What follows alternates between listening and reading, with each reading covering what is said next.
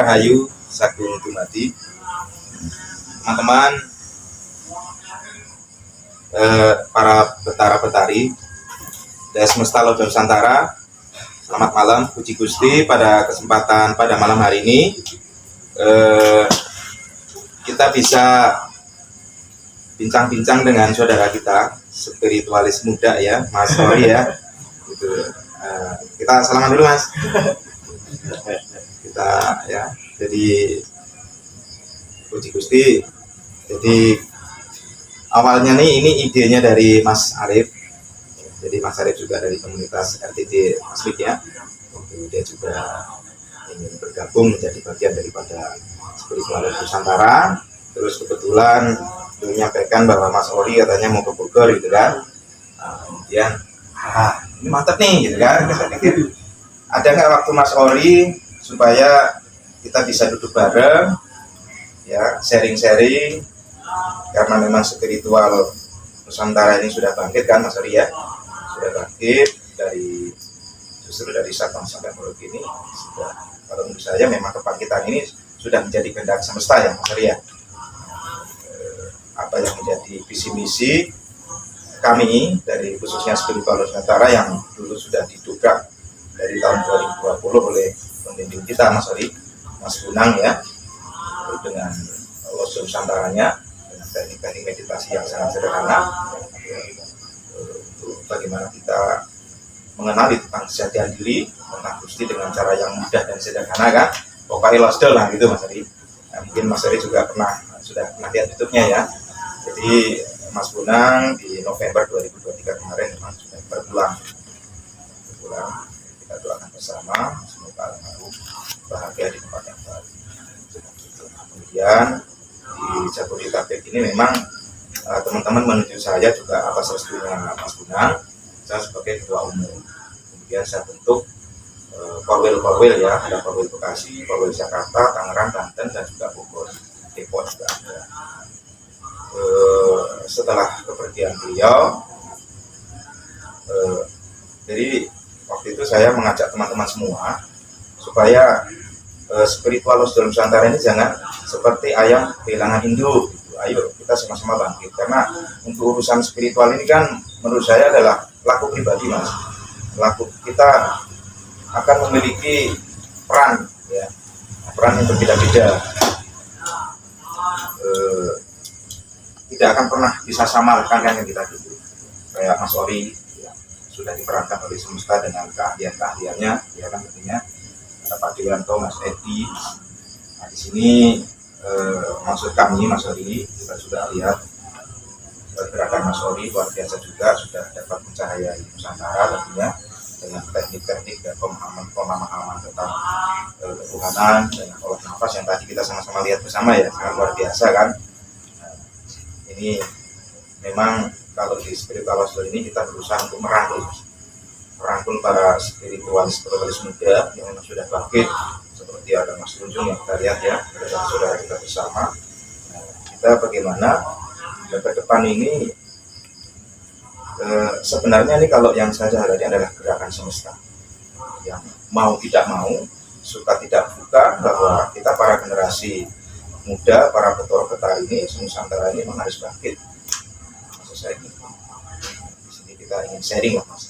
Bagaimana sih supaya kita yang sudah benar-benar muncul ini semakin mencahayai dan menguatkan yang lain gitu. Jadi hadirnya kita di sini ya, bincang-bincang kita ini, harapan saya teman-teman kita para spiritualis yang mungkin saat ini sembunyi di gunung-gunung, di gua-gua ini juga pada bangkit, pada muncul itu, pada bersinar di tempat yang terang sekalipun. Kalau dulu kan bahasa kita itu sembunyilah kamu di tempat yang terang kan gitu. Kalau di sini saya ingin mengajak, ayo kita bersinar ya, yang terang meskipun di tempat yang terang. sehingga spiritual, kebangkitan spiritual ini di tahun 2024 ini semakin bangkit untuk menyongsong kejayaan Nusantara gitu. Seperti itu Mas Sori. Mungkin kita juga dari apa yang tadi saya sampaikan, mungkin barangkali ada dari Mas Ori mungkin seperti apa kita obrolan kita nih ingin hidup gitu Mas Ori. Monggo Mas Ori.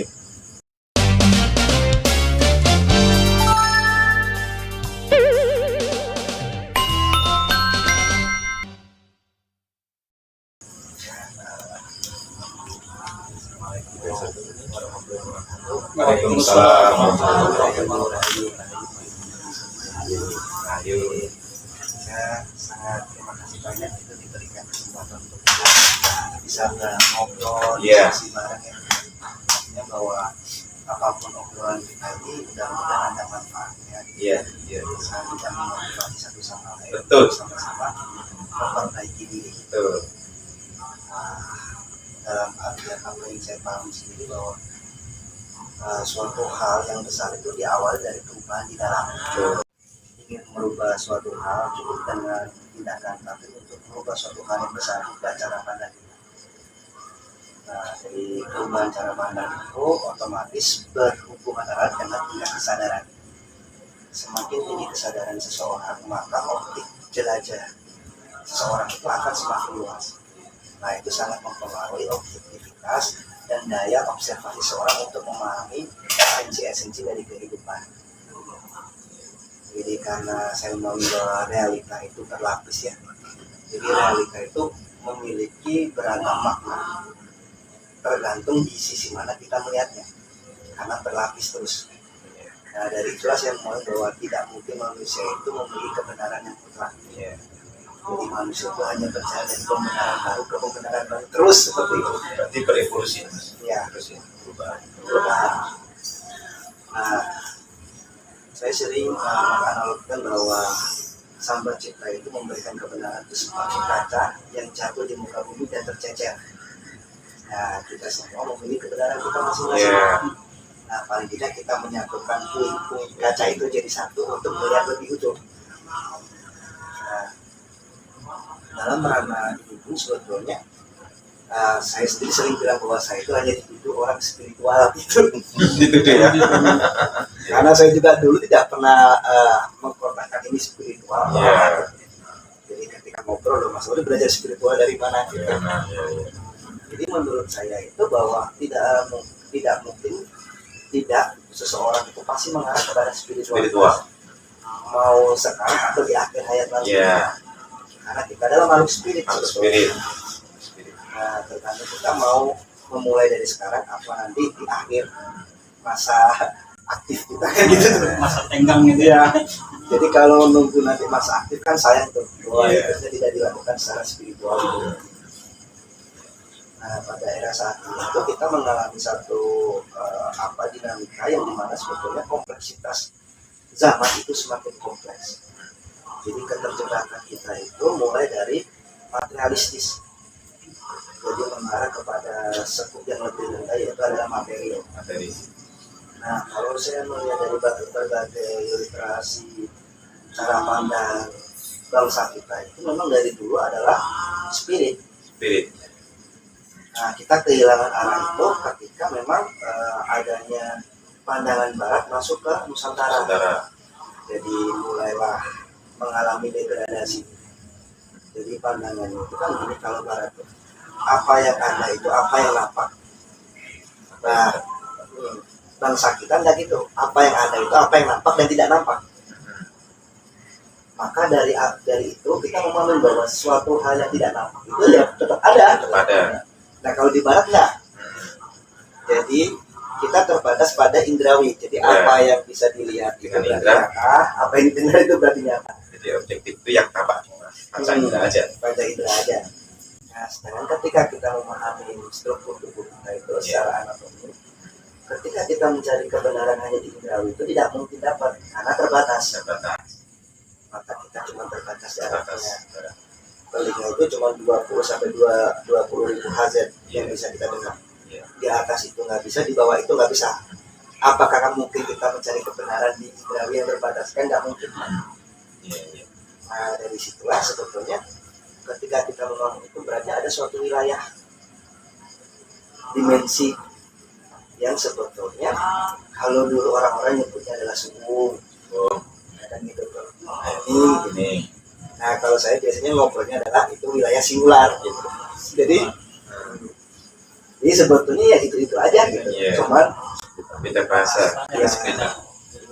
Ya memang karena memang tuntutan zaman, karena kita disekolahkan nalar berpikir pun harus lutut ya. Kalau nggak ada nalar, anak-anak sekarang itu nggak akan mungkin mau belajar. Toh walaupun nantinya pun dalam pengalaman subjektif seseorang mengalami perjalanan spiritual itu pun logika harus ditinggalkan. Nah, logika itu pola pikir yang paling rendah itu hanya antar dialog sesama manusia. 3, 2, 1.